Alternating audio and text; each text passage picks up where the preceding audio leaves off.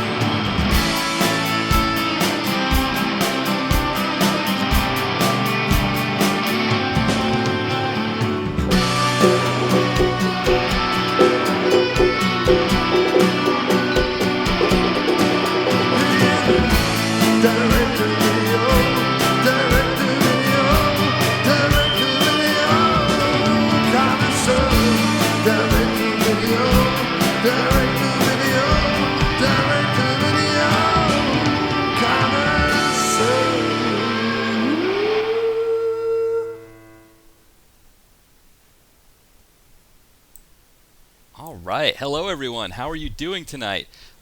Welcome to the DTVC podcast. Joining me as always is lovely Jamie Jenkins. How are you tonight, Jamie? Very well, and so glad to be here. I'm excited about this discussion. I felt the same way about this movie. So we're on the same page as far as I know. I think we've been on the same page before. We were on the same page last week. You know, it's rare that I can't even think of an example where we just were polar opposites. You know. Yeah. Does that make for a more boring show? Is that I'm sure. No. There are I love it too. Out there who like to hear when co-hosts go head to head, you know. But I enjoy a pleasant discussion. I don't mind. Now, trust me. People who listen to my other shows know I do not mind getting into a fight about something. I will do it. I do it all the time. But right. It's fun to agree on something, and then I think it sort of gives an energy to the discussion, especially if it's in a good way. I agree. I think I think there's a point when you flip through the channels and you get you stop on CNN for 2 seconds, or let's see here. You said there's a bit of an echo. Well, let's see. Let me see if I can fix that. He said there's a bit of an echo on your end. Let me just see if I can fix that somehow. All right. Hopefully we're good. Maybe I don't know if I did something there, but those CNN shows or whatever where there's just people arguing and yelling at each other all the time, and then you go to commercial. I think that gets draining. I think it gets tiring. And this isn't point counterpoint or count pointer count if you're a Kentucky Fried Movie fan. This is just and the reason we do this show is because we like a lot of the same stuff. Mm-hmm. Exactly. We can celebrate and castigate. Yes, that's right. Bam, bam, bam, bam, ba-da, ba. Did you ever see the Chips? Did I ever see where the Poncherello Chips? performed I have Celebration? seen every episode of Chips. I am obsessed with Chips. I have been since I was a kid. So you remember that episode when he performed Celebration? Oh my God, that was great. That's funny you said that about have you ever seen the Chips, because I was at a party one time that a friend had, and I had a few beers. I mean, I was kind of ready to go, and it was a party that was out in this camp out in the woods, and we didn't know that it was going to be a no electricity, no bathroom party. They should advertise we hadn't that kind of prepared thing. for that. Yeah, it was our friend. He invited us out there to his camp. We didn't know when we got out there what it was going to be like. So we were already a little salted. And one of his friends that we hadn't known, we just met him there. He comes up to us and he's like, "You ever seen the movie Stand By Me?" And I was like, "What do you mean, have you ever seen the movie Stand By Me?" You don't ask somebody, "Have you ever seen the movie Stand By Me?" You just go, "Remember that part in Stand By Me," because we've all seen it. And he just kind of looked at me like, "Okay, I'm gonna leave this guy alone." You know what you want to do. What you do if you want to know if someone has ever seen Stand By Me, is that you ask them, if you could eat one food for the rest of your life, what would it be? And if the answer is Pez, cherry flavored Pez, without a doubt, Yeah. then you know that they You have know. seen Stand By Me. Exactly. Yeah, it's one of those rite of passage things, but yeah, so I kind of felt like I had done that a little bit to you there with like, do you remember that Well, chips? You're like, you of had no course I way know. of knowing. To be honest, that Yes. there's no way of knowing. But yes, I love me some chips, and I The- have always been a John fan. Like, and when I was growing up Mm. watching it, because I was watching it when it was live, not live, but Mhm. original airing. Right. New. And Yeah. when everyone was all, "Oh, Punch, Punch, Punch," and I never got that. I never understood it.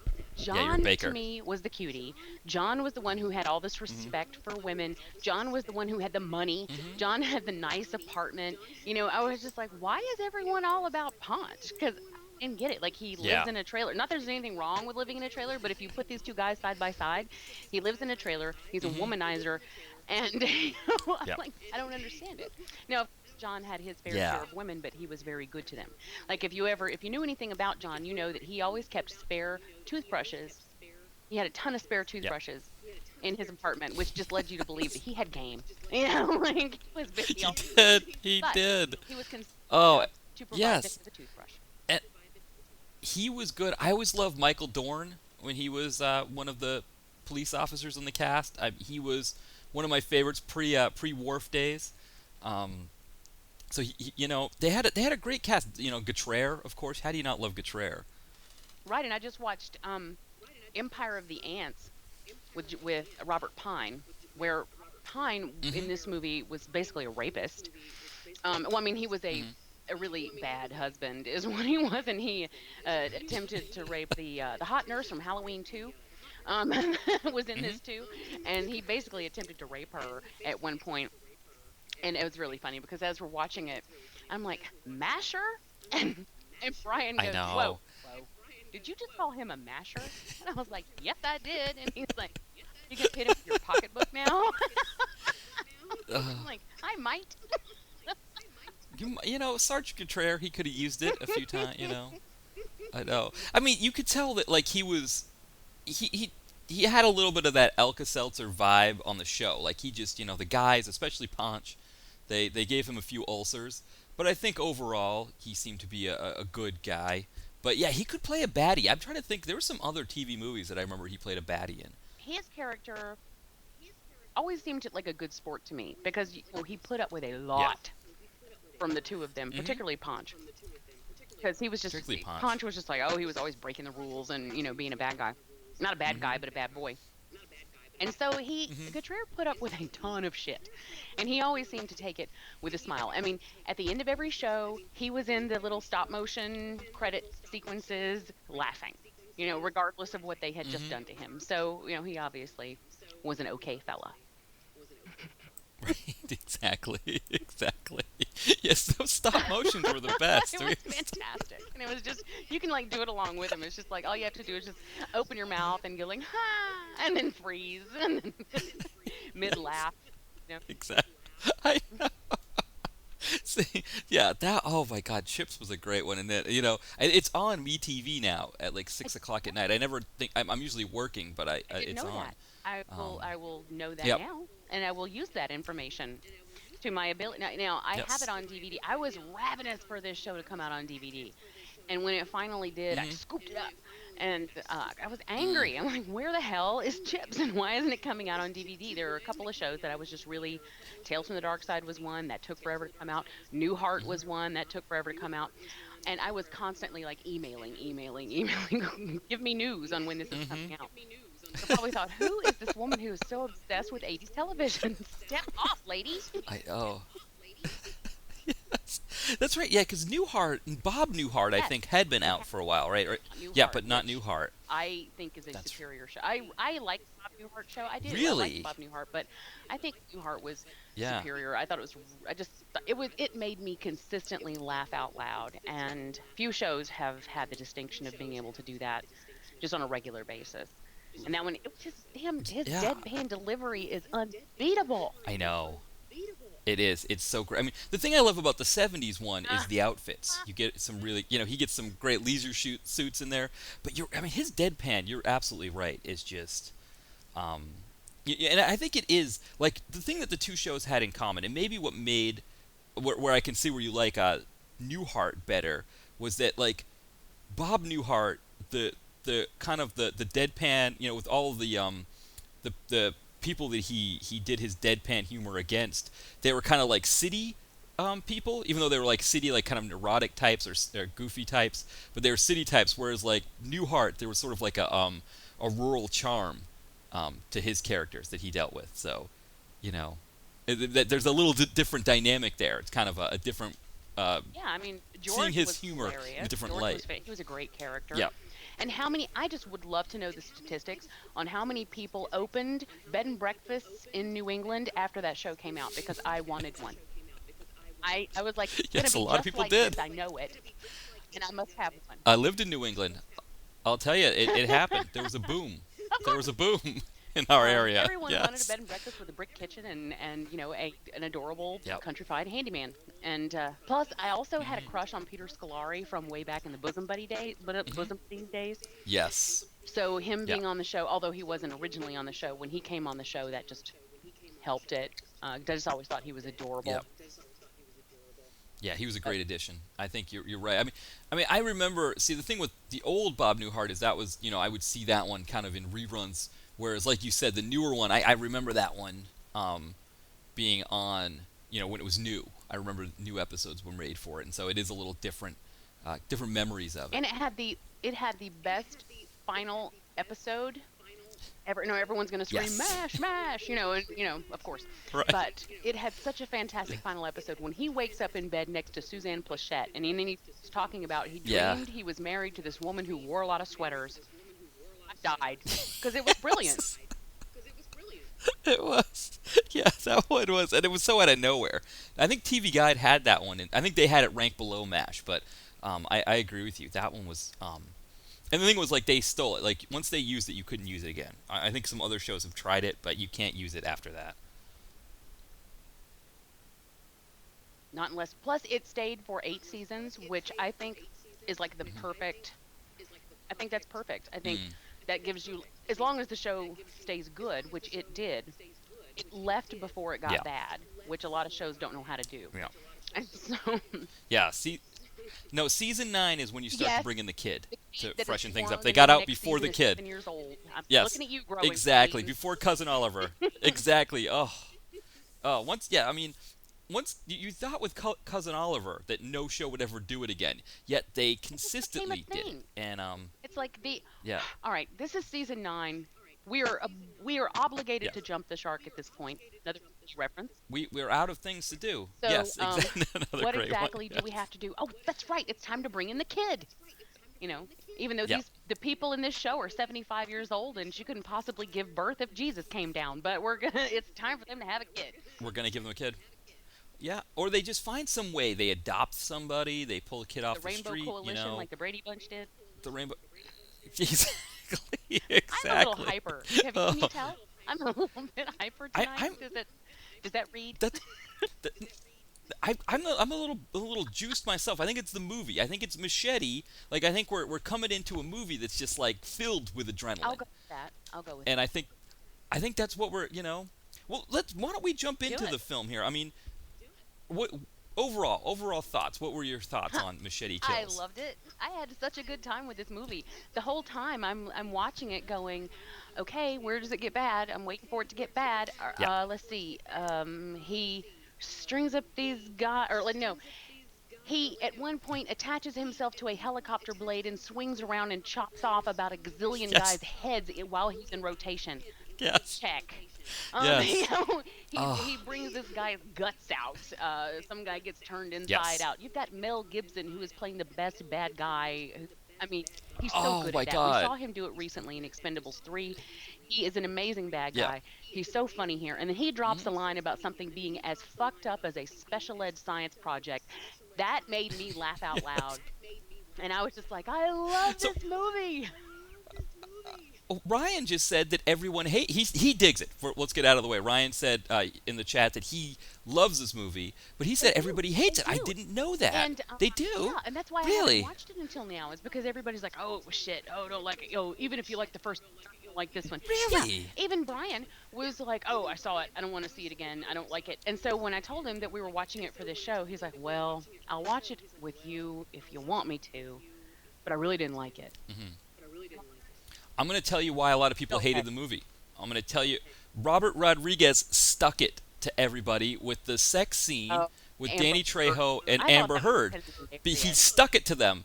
I thought it was hilarious too. I was like, "What is?" When he flashed the thing on the screen that said, "Get your 3D goggles out now," I was like, "Oh, come on! What is this? What are we doing here? This like bad 70." You know, like I thought it was going to be a bad joke, but no. When it was like obscuring the film, so you can't. You know, it's like, there you go, you little punks. You wanted to see Amber Heard naked? This is what you got. You know, I thought that was great, but I think a lot of people were mad at him for that.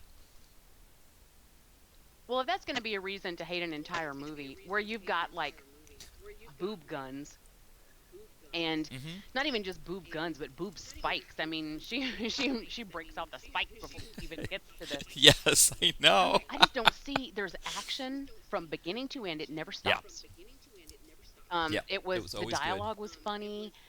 I never felt it was slow. There was blood. I mean, in the very beginning, you've got the cartel against these mystery guys. Well, first against the military. The cartel shows up, blows away the military, and then you've got Machete and Sartana whipping ass and just chopping off heads left and right. There's no shortage of gore. There's no shortage of violence. Yes. And then these mystery guys show up, and there's even more. And then fucking Sartana gets taken out. And I'm like, God damn. All right. Yes. Then I had a feeling she would be because I didn't see her in a lot of commercials. No one is safe in this movie either. That's the thing, is like people are just getting picked off left and right.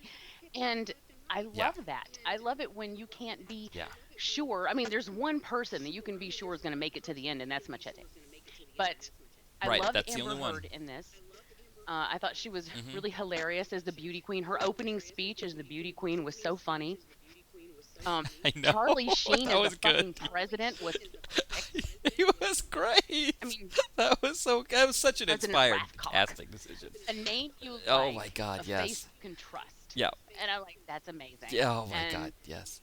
He's just like, I fight for guns. He made weed legal in 48 states. I mean, I'm voting for this guy. What? I really couldn't get it the whole time I'm watching it. I'm like, I just don't understand. I don't get it. I don't understand where all the hate came in. If you liked the first one, and this is coming from people who liked the first one, if you liked the first one, what the hell kind of problem do you have with this one? Because it's just everything is that much more, and everyone's showing up. Tom Savini's in there, William Sadler's in there. I mean, I can't even name all the women that keep coming. I mean, they're just every time you turn around, hot chick, hot chick, hot chick. You've got these bad guy clones, which I thought was really funny. I mean, it just goes on. I mean, I can't even. The sight gags are great. The only issue that I had with any of it is that there was a lot of CGI. And I feel like if you want to give it would have a much more authentic feel if there was no CGI. Like if he did everything practically, then it would have a very authentic sort of grindhousey feel, which I think is something that Rodriguez always that's his goal. And so I think that with the CGI, that sort of took away from that. But at the same time, I'm watching him attach himself to a helicopter blade and lop off people's heads while he's flying through the air. I really don't have a problem. I really don't. No, he took another man's intestines and threw them into a helicopter blade so they would yank the man up into the blades. That was another great death. I mean, we had, again, like you said, Mel Gibson. I mean, I think that's kind of the only role Mel Gibson can do at this point as a baddie because everybody's kind of had it with him. But, if you're going to have him play a baddie, that, and you knew he was a baddie right away. There was no real plot twist. I mean, my one gripe that I had was I like Cuba Gooding Jr.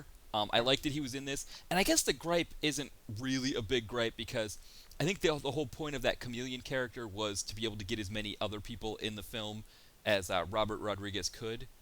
And so on that score, I guess I don't mind it. But I kind of like the idea of, here's Cuba Gooding Jr. and that's it.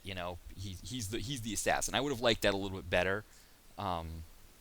But I think otherwise, I see. I didn't know there was any vitriol surrounding this film. Yeah, and unfortunately, quite a bit. I mean, it did not. It was not received well at all.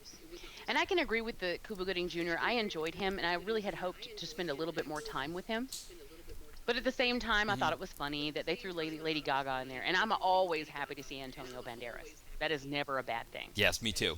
He's so funny. No, he's great. And I love the yes, and I love the fact that he was playing an American who couldn't speak Spanish. He's attempting to speak Spanish, and he's like, fuck it, who am I kidding? It was so good. It Yeah. was so cute, and he's just so funny. I mean, and we saw him recently as well in Expendables 3, being very funny, being very charming, and that's what he does well these days. And and as far as Mel Gibson goes, I think you're absolutely right. There has been so much hate surrounding him because of his own personal views or whatever. But what roles like this do, and where he's able to turn on the charm and be funny, it allows people to be okay with enjoying him because he's a bad guy. Right. And then you kind of remember why you liked him to begin with. Well, exactly. That's what I started thinking about, because I had forgotten about how Mel Gibson was in the Lethal Weapon movie, especially the Lethal Weapon movies. But some of the other ones like Air America, some of the other classics from Mad Max. I had forgotten kind of just how Mel Gibson was, because I hadn't seen him in anything in so long. And then here he is, he's got that smooth delivery, he's got that like you said, that sense of humor and that charm. And I think I'd kind of forgotten what we all loved in the 80s and 90s. He had that him, sort of Man in the Iron Mask moment. He had a little bit of a Mad Maxy moment when he's driving the armored car. It was just, I thought that was very funny. Yes. I mean, it wasn't in your face, but that's immediately what it made me think of. And I think that's the point. It's just like, oh, think of that. And so I did. And I don't know. I just, I can't, other than the use of CGI, which to me, in a film where you're having this much fast-paced action and this much murder, just gratuitous murder going on and gore, and honestly it's Rodriguez, and I tend to give him a little bit of a pass anyway, just because I enjoy his filmmaking so much. Except for Spy Kids, I never saw any of those because not my thing.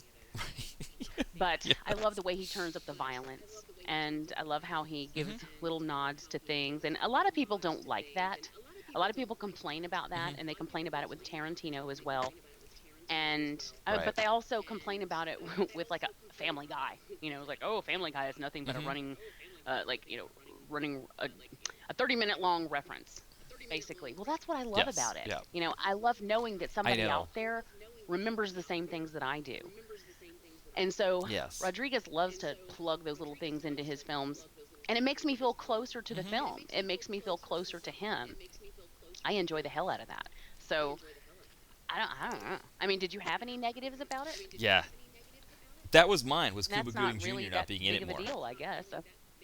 No, I mean, I have some big pluses here. For example, you know my gripe with previous films that we've had, that hospital staff ends up being harmed, innocent hospital staff. Well, you remember that he went into that hospital to what was it, to get the thing the guy taken out, or was it hit in the neck? Right. That's right. And so Sofia Vergara, is that how we say that? The Modern Family woman. I don't know how you say that, but she, she goes in there with her ladies to kill him, and none of the people in that, I guess it was a hospital or clinic, nobody got hurt there. Yeah, the clinica. At the clinica, nobody was harmed, and I thought that was excellent. That really made me smile. What is that for are once. Your parents in the medical industry? My mom's a nurse, there so it is. I have finally uncovered it. Well, I think for me, I've always been I don't like to see innocent people in a film, but it just seems like in these movies that the hospital staff, they're just, orderlies walking around, boom, he gets picked off by the bad guy, or caught in the crossfire while the good guy's trying to escape. But here, no, everybody was fine. We lost some blood, which I thought was kind of bad. You're going to need that blood if you're doing surgery in that little clinic there. You need as much blood as you can get to give transfusions. But other than that, I thought, it was a good hospital scene, and you don't get that very often. Oh, the other complaint that I had, again, it's a minor complaint, and I think it's one that's going to be rectified in the next film, and I think that's why they did it in this one, is Michelle Rodriguez fighting blind. I thought it was a little bit much. That was like a little bit like, okay, that's, And I know I shouldn't be thinking that with all the other stuff that happened in the film, but I don't know why, but that one was a bit much for me. Yeah, that's the kind of thing in a movie like this, I sort of give that a pass too, just because, just like there was something else that Machete did, and I'm like, okay, well, he wouldn't have survived that. But then I'm like, well, who am I kidding? Like, that matters. Yes. Reality is really not an issue when you're talking about a film like this.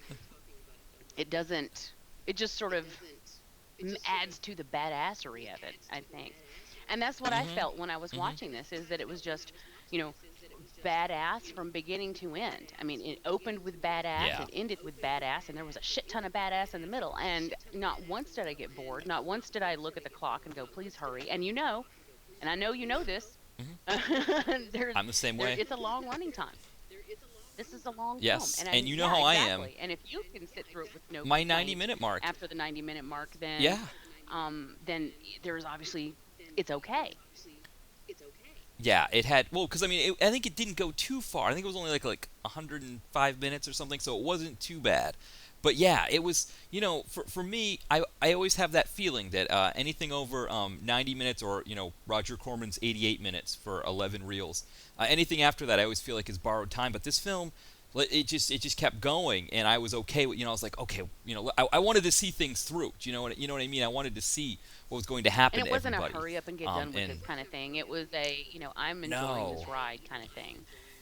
And Rodriguez is one of those filmmakers that I will allow to do. Like, I won't look at a long running time on a Robert Rodriguez film and go, oh shit.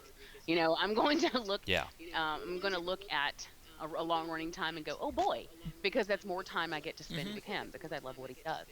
The one thing I thought at first I might have a problem with was Mendez and his Mexican accent, which was hilarious. Yes. It was very cliche.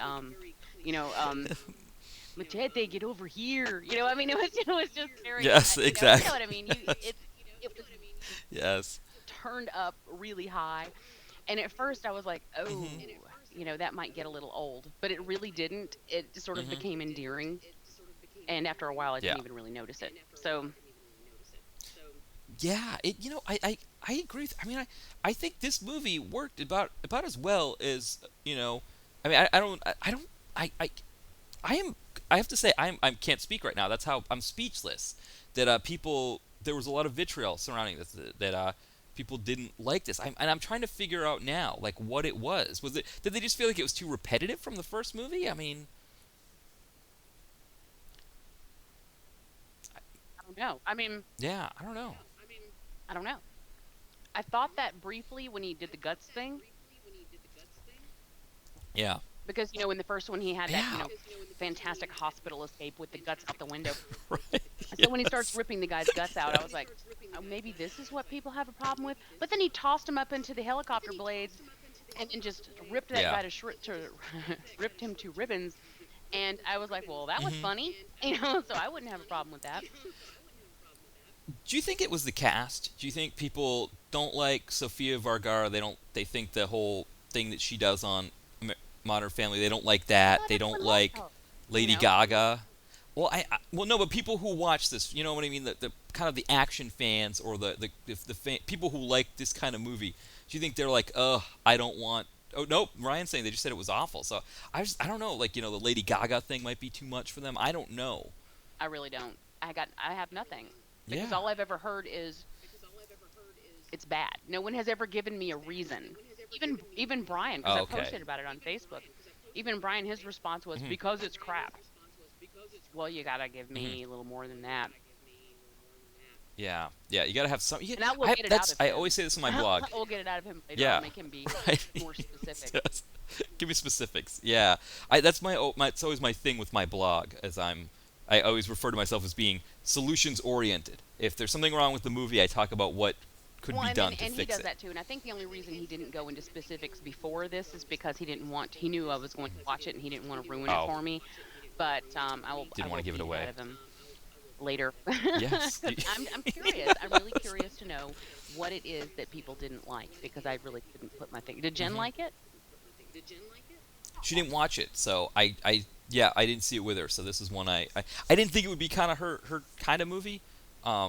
This one's probably a little bit, I think some of the ones that we do with like that are a little more just action. I think this might be a little bit too on the gory, too much. I don't know.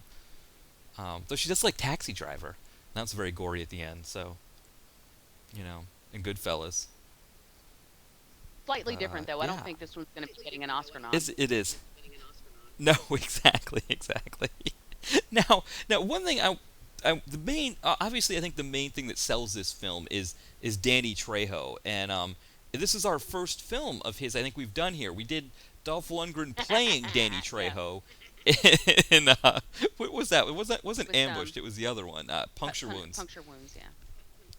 Yes, so this is our first official Danny Trejo film, and I've always loved him, but I think these movies really, where you get to see him be the lead, he gets to kind of be that charismatic lead. I think in his other films, he usually just has a small part, and he gets to either be a goofball or do whatever little bit that he's doing. This, I think, is kind of his type of movie where he gets to be the lead and really take and it the only took film. him 65 years to get that role. But but like yeah, I mean you see him. You're used to seeing him in Devil's Rejects as like one of the Right. killer brothers. You're used to seeing him as the bartender in From Dusk Till Dawn. He's always been in the Right. background, that really buff looking but gnarly faced Mexican guy is when and that's how you describe him. He's like, that Mexican guy is all muscular, he's got that tattoo on his chest, and everybody go, oh, that guy, I know who you're talking Yes. about. But Now, I do want to point out in a film called Desert Heat with Jean-Claude Van Damme, he gave Jean-Claude Van Damme a foot massage. So that's another I don't even know if I want to Mark. imagine that. yes. It's fantastic. I think I might have. I don't Did know he if I say I got a don't be picture of it tickling or for nothing? the post.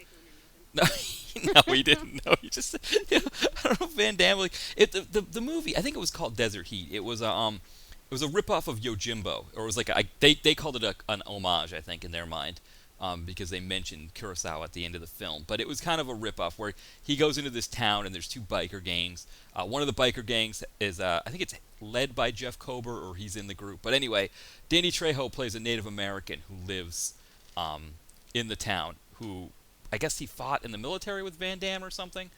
So Van Damme gets roughed up by some of the guys, or he gets into a fight. So he's kind of out of it, and Trejo's nursing him back to health and gives him a foot massage. Wow. I don't. Yes. Yeah.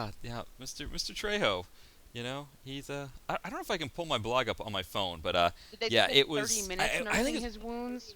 Because Marky Mark did. yeah, no, it wasn't that long. No, it was a brief scene. Trejo wasn't in it long. I think he gets killed off. Yeah, with these direct-to-video movies that I do, he tends to get killed off very quickly. Just like poof, you're out of there. Let's get Mr. Whoever.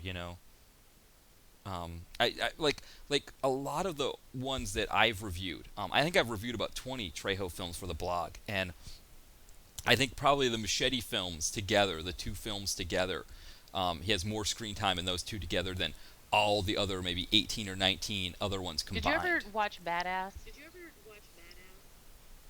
No, I have been meaning to. They're both. I think there's two of them now, Yes. and they're Or the both second on one is called Netflix. Badasses, and it has fucking Danny Daniel Glover, right?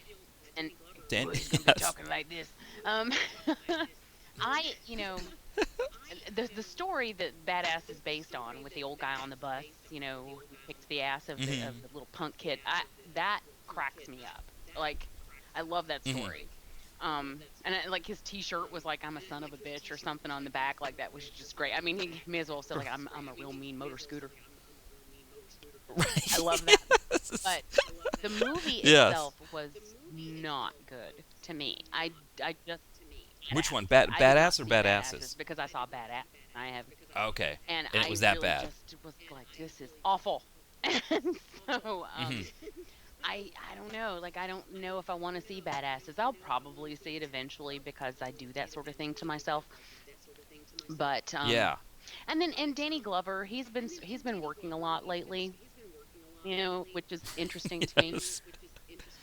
We want that. We want as much Danny Glover as we can. We want him working. I don't know. Like I loved him in Lethal Weapon in those movies, And but Predator 2. it's just nowadays he just doesn't seem to do very much, but talk with a scratchy voice. Hmm. And like in Saw, I well, Hmm. what? He's at this point he actually really is too old for this shit. Yes. He's finally there. He's finally mean, too old for this You shit. say It's that, finally and then happened. you've got Danny Trejo, who is clearly not too old for this shit, and he's about 180. No. So, I mean, he's not clearly. I know. They're probably about the same Yeah, age I would though. say probably so. Yes. And he's what he like. I think he's like what 71 now, or somewhere around in there, close to 70, one way or And the he's other. Yeah. Yeah, they're both getting up there. They're at that point where um, we grew up with them in the 80s. And yeah, Ryan's saying I love Predator 2 as well. Yeah, we forget that these fellas are getting up there. So I just went to my blog post on Desert Heat, and sure enough, I do have a picture of Danny Trejo giving Jean-Claude Van Damme a foot massage. I'll have to put the link up on the Facebook to that one. Yes, so, Danny Trejo, I don't know if it was this film, because this one came out before Badass, right? Yes. Not this one, the one before the other machine. I keep doing this mistake. I keep making this mistake. When I was putting posts on Twitter and I think even Facebook, I said we were doing Machete instead of Machete Kills. It was false advertising, I guess. You are a liar. I know, but I keep doing that. But the previous Machete, that was, I think, the one that kind of made it cool to right. put That was Danny his, Trejo like, in the lead. big, this is my movie, my starring role thing, Mm-hmm. And he, Yeah. and everyone was really excited about him getting, because they're so used to seeing him in the background, and he looked like such a badass. He looked, Yeah. he was always rough and tough looking and built. I mean, he's always been just built, and he still is. And so everyone, I think, was really excited to finally see him get that role, and it was universally loved. I mean, of course, there are some people out there who don't like it. It's just not their thing. I know very few of them. Everyone I know loves Machete. And The first, then this one came along, and everyone I knew hated it, and I didn't understand it, because to me it was Wow. the same stuff, just different. Yeah. I don't think they. Different actors? I don't know, but people are saying it just overall. They didn't. It wasn't the actors. It was They the just didn't film like itself. it, and I don't get that, because you still got balls to the wall action. I don't think the plot was anything uninteresting. I was down with that. Yeah. I was into it. I thought it was, I mean, you've got enjoyed this it. bad guy with a bomb, wired to his heart, so that if he dies, the bomb's going to go off, and so you got to erase him across the border so you can save Washington. Yes. That's pretty classic. Mm-hmm. And then you find Yeah, out that the I main think- bad guy is actually the guy you've been trying to get him to disarm this bomb, and he's like, "Oh Yes. no, I've got him all over the world." Yeah. Like, I am Dr. Evil. Yes. Exactly. But, I think, and I think it's good to kind of have the script flipped like that, because in the 80s and 90s, Danny Trejo, he wouldn't have been the main baddie in a Mel Gibson film, but he would have been a baddie. He would have been somebody that Mel Gibson roughed up. And to be able to flip the script like that and to have Danny Trejo come out on top and Mel Gibson be the bad guy, him be the one who's vanquished, even though it's only so much in this film, I think it's good to kind of have that to be like, yes, it's almost like the Saturday Night Live Behind the Actors Studio, where Will Ferrell was interviewing Tobey Maguire as Screech. And he says to him, if you make it to heaven, what do you want God to say to you at the gates? And he goes, in this scene, you'll be playing Zach. And I just thought, yes, and I think it's kind of the same thing. Like, Danny Trejo, what his dream, he gets to be the hero, and he's the one taking down the Mel Gibson. He's the one taking down the Robert De Niro or Don Johnson, He's whoever. whipping the ass. He's getting the ladies. Yeah. Mm-hmm. And the scene where Michelle Rodriguez is clearly jealous that he's texting Amber Heard. Oh, I thought yes. don't text. Yes. Oh, that like, was "You're great just too. Yes. Oh, that was good too. Yes, like all of that was, I think that's what, some of the direct-to-video movies I've done. There was one great one I did, Recoil, that Johnny Sullivan, a screenwriter who's a friend of the blog, and a really great. He did the Prophecy sequels. They were kind of rewritten for him, 4 and 5, I think it was. But he wrote this movie Recoil with Stone Cold Steve Austin, and Danny Trejo played the main baddie in that one, and he was fantastic there. And so I think it's good that he can be both, but I think it's good that he's getting these roles in big screen films too, where he's the main hero.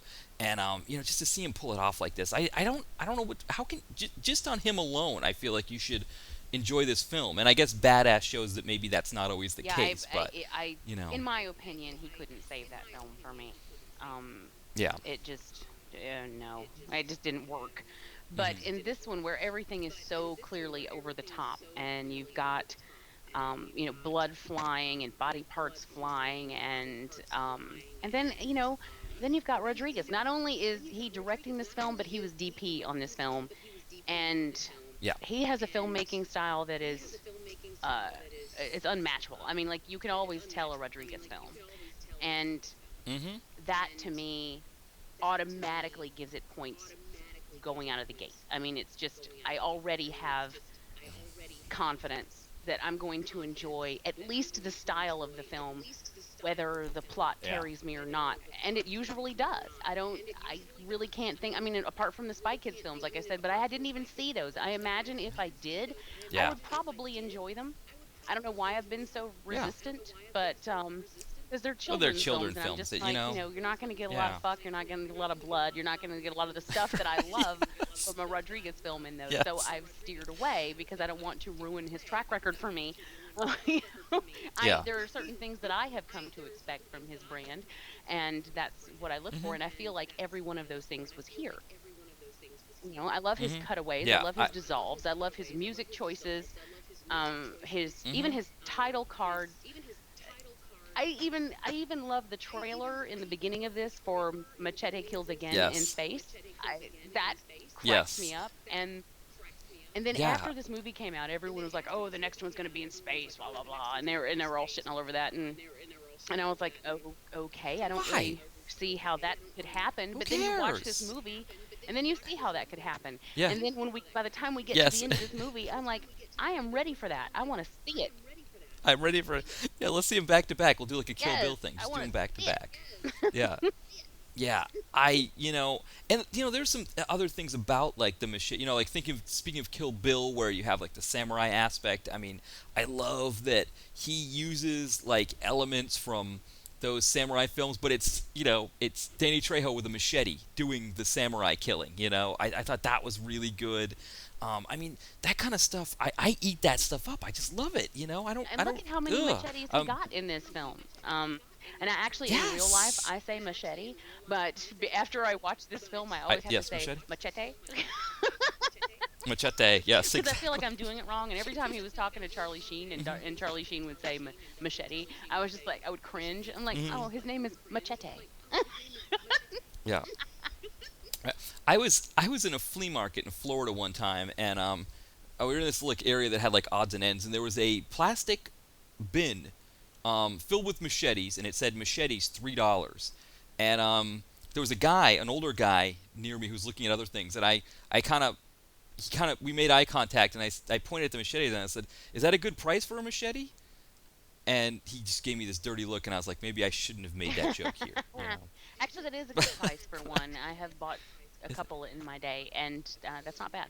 It's not bad. They're overall this was not probably as like expensive as you would expect them to be anyway.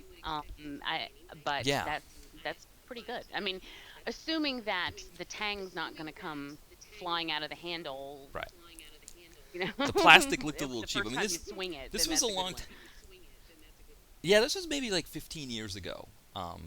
So I don't know if adjusted for inflation, it would be like an $8 machete now. I don't know. And that's right, people. But I used to just use the term tang. yes, it's a tank. You did. Yes. We'll have to put a glossary with the with our. But like he had what, 3 different machetes. And this one he had Yes. the Swiss Army machete. He had the electrified machete. He had the regular one Yes. that he just plucked off the wall. And that's what I love about his character too. Like he'll be surrounded with all these crazy weapons, and he goes for that. And of course you expect him to. I mean, it's his name and that's his thing. But Right. then he wields it and it's great. You know, Mhm. I love to see the heads go flying. I Yeah. don't get it. I just don't get the hate. Because I tell you what, I And had a hell of a good time with this, and I would do it yeah, again, and I would do it in space. I would.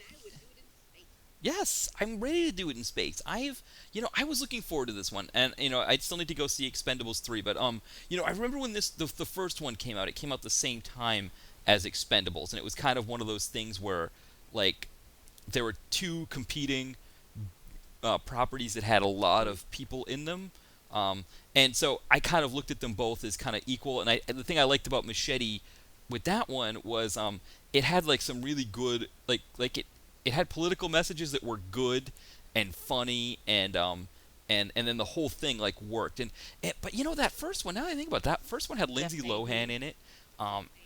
It had people in it that the people that wouldn't like this for Amber Heard or Lady Gaga wouldn't have liked it for that either. So that's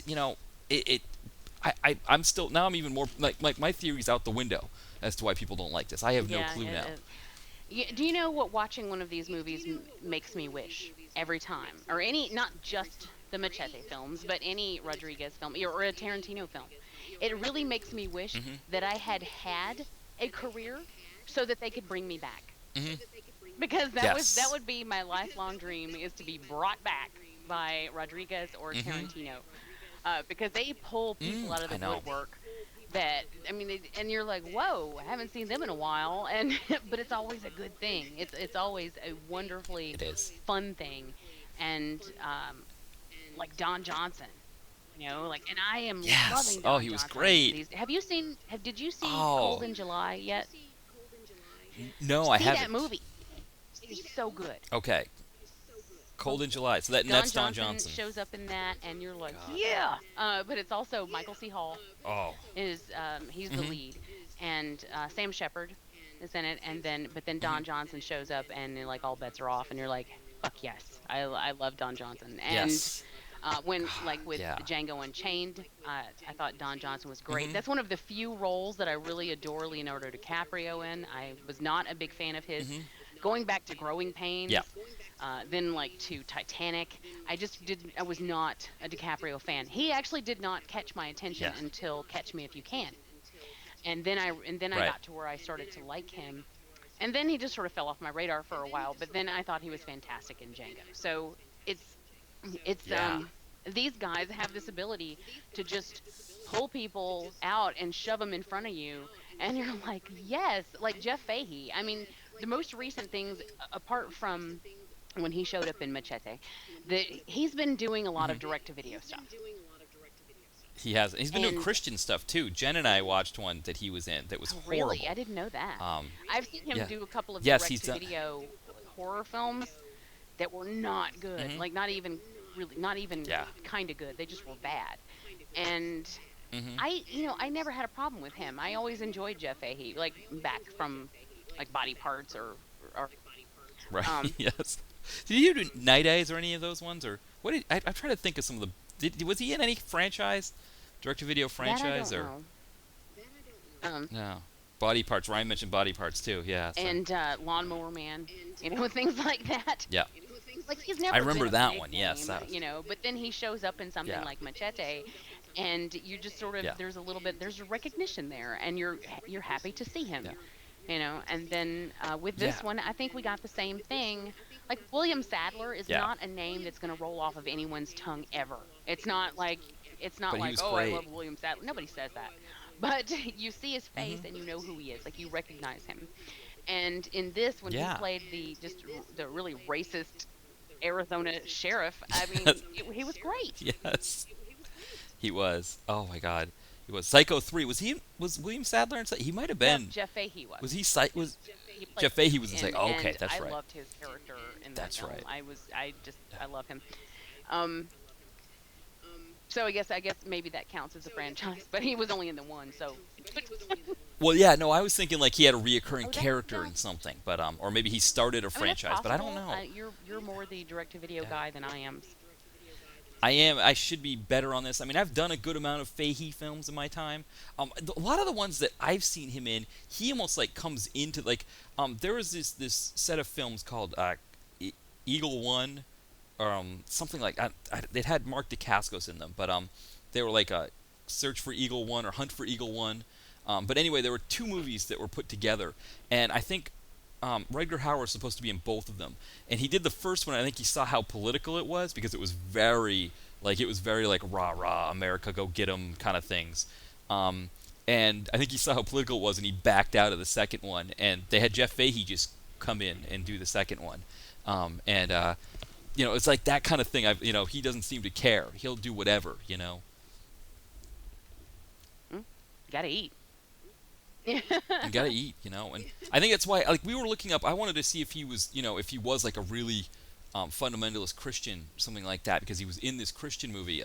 Jen and I showed it was hilarious. It was like a marriage retreat, I think is what it was called. It's like these three couples who go off on this retreat to find their relationships again or whatever, and it turns out they find God. And Jeff Fahey's a really nice guy. He's the camp lead. He's married to Victoria Jackson, and one of the things he does, which is really great, is he puts the three couples on top of a mountain and has them hike down to the bottom of the camp, and one of them is 9 months pregnant, which sounds like something that you want to do with a woman who's 9 months pregnant. Sure. Make her hike. Oh, and they were shackled to their So when do the partners too, Grizzlies so that come was good out, too. or the Leslie Nielsen versus a bear, or we don't get there's nothing. I mean, this is just straight up Christian. No. But Say I we get a can't clean watch birth that. at the end. I can't Yeah. watch No, they get down. There's not even blood in the birth. They have birth outside with a wooden cross above them, and nothing like there's kind of a horrible happens flash. to them. There's no. Nothing. Yeah. They have the baby that- at the I- bottom outside. Why would you watch that? Yeah. I don't. Well, so Jen always gets a kick out of them, and she's like, "This one's the funniest one. I think you're gonna get it." And she was right. It was by far the funniest one. Like we were tearing it apart.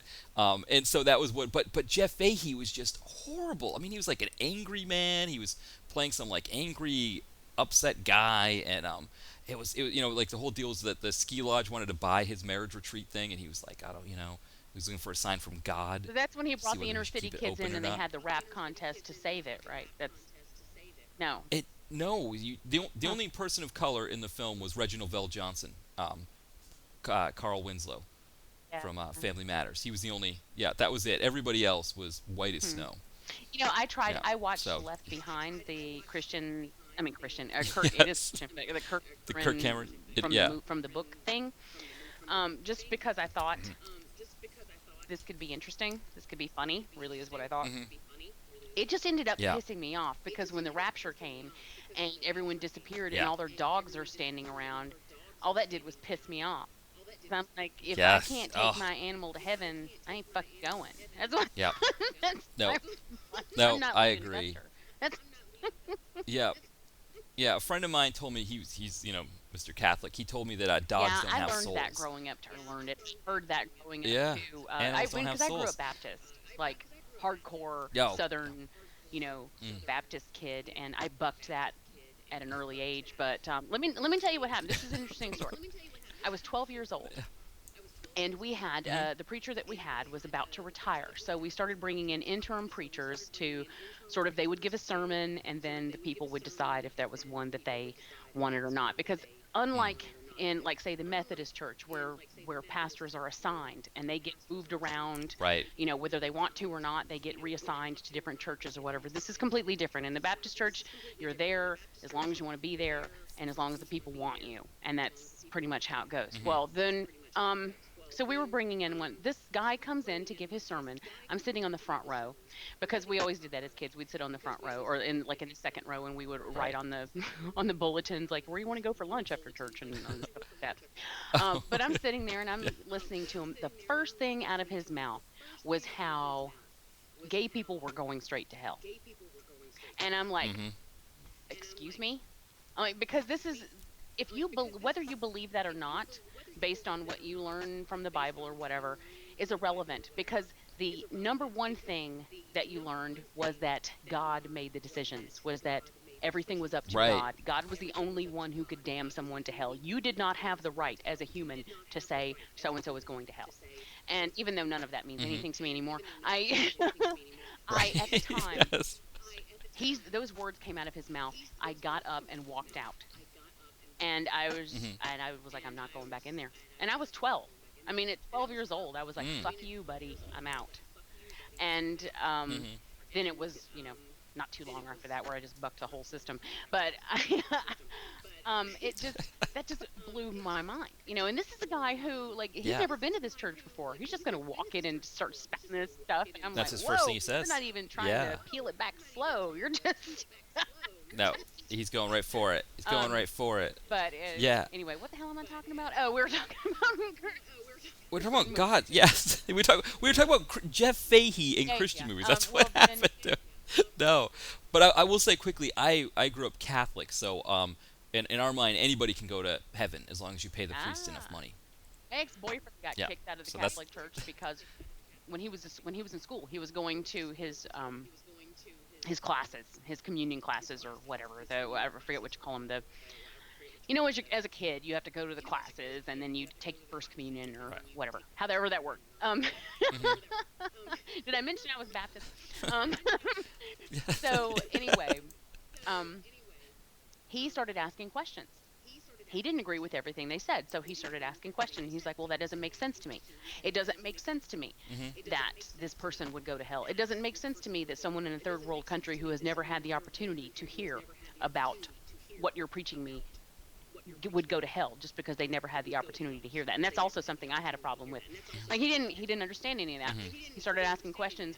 The church called his mother and said, we are sending your check home. Your son is not allowed back here, and we're giving you back your money. Wow. And of course, he got in a whole shitload of trouble because she had counted on him. He was her only son. She had counted on him being a priest because that's what Catholic mothers do. Oh, jeez. But when the Catholic Church gives money back, Yet That big. is That's huge. They don't give money back often. No. That's if there's anything I know about the Catholic Church, they that don't give story back just money. cracked me up to no end, and she verified that. She's like, "Oh That's yeah, good. I got my check back." Did she? I'm like, wow, Yeah. they really Oh, hated my him. Lord. They do. I'm like, did your skin start to Oh. burn when you went into the church? Did you do that whole Damien thing every Yeah. time you pulled up and you started screaming and ripping your mom's hair out? Does that ring any bells? Oh. But anyway, I was saying, yeah, the dog thing that pissed me off, and so I couldn't even Yeah. enjoy what I normally would have thought was funny about the film because I was too busy being angry. Yes. Well, one thing we can say about Machete, no dogs are harmed in the film, and I think overall we are giving that one two thumbs For up, right? sure. We're giving I don't Machete even, Kills. I don't even get it. I don't get the hate. I don't understand. Yeah. If you're out there and you're listening to us and you trust us at all and you haven't seen this film, do it. I mean, Yeah. what's it going to hurt anyway? But I guarantee you it's fun. Yeah, you're going to enjoy yourself here. Well, all right, we got about 2 minutes left. Jamie, what are you working on? What have you got going on as far as projects right in the now? middle of our Friday the 13th retrospective on Devour the Podcast. We're going to be recording part 3 coming up, and Ryan from Graveshift Radio, who is also in the audience right now, is going to be joining us on that episode to help me defend part 3. And just dropped on Skeleton Crew and a show where we discuss Oculus and Cabin Fever Patient Zero. And that's it. I did not do a playlist this week, but I will be back with playlist next Tuesday at 11 right here on Second Unit, and I'll be doing novelty songs. All right, excellent. Well, I want to say before we go, this is Jen and I. This is our 1-month anniversary as a married couple. So, quick message to Jen. Jen, I love you, honey, and happy. I don't know. Can I wish myself congratulations? I don't know how that works. All right. Yes, I was just trying to figure out what to say there. But yeah, so it's our 1-month and whomever anniversary. Had less than a month and cool that has officially lost. Yes, you've all lost. That's right. Yes. But yeah. So, and I want to thank everyone for listening. Thank you, Ryan, for chatting, participating in the chat, for chatting with us tonight. We've got John with music coming up next, right? No, he's not doing music tonight. He's not doing so. Is nothing coming up on the second unit tonight for sure. I believe he's going to be here with Crosstalk. I don't know what's happening other than that, but I encourage people to stay tuned in because something's going to happen. Something will be coming next, and of course, if you're listening to the podcast, of course, nothing's coming next for you anyway. So, because it's whatever time it is at night, and our show's done, and that's it. All right. Well, Jamie, thank you again for stopping by tonight. Well, I live.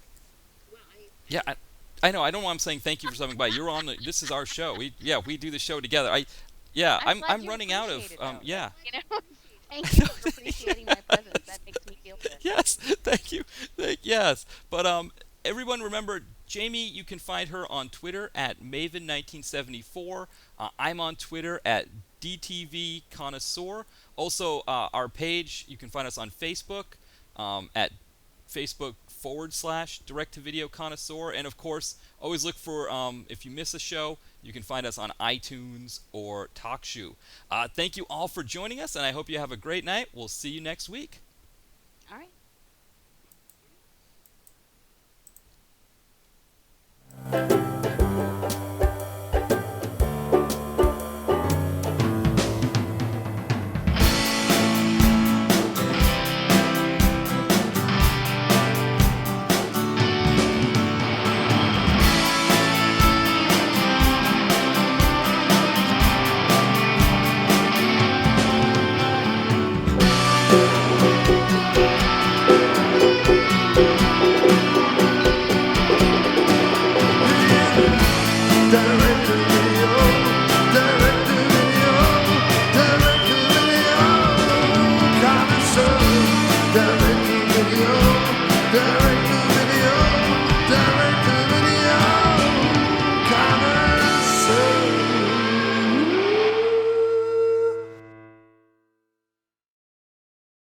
Mary redeemed a $50,000 cash prize playing Chumba Casino this year. I was only playing for fun, so winning this was a dream come true. Chumba Casino is America's #1 social casino experience. It's serious fun. With over 80 casino-style games to choose from, you too could win life-changing amounts of cash. Be like Mary. Log on to ChumbaCasino.com and give them a whirl. That's ChumbaCasino.com. No purchase necessary. Void where prohibited by law. 18+. Terms and conditions apply. See website for details. The voice in the preceding commercial was not the actual voice of a winner.